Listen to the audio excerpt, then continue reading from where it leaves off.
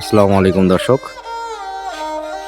আমি এখন আছি আমাদের ঠিক বাড়ির পিছনে, যেটাকে আমরা বলি কানটা।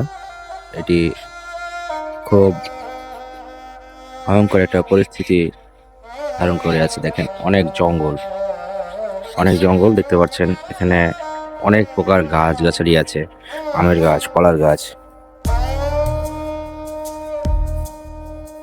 তো ভয়ের ব্যাপার।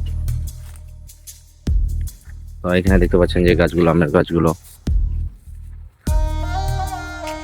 আমি একটু কথা বলতে ইতস্তত বোধ করছি এই কারণে যে এখানে যে জঙ্গলের অবস্থা, আসলে এখানে রাসেল ভাইপার থাকার চান্স অনেক বেশি।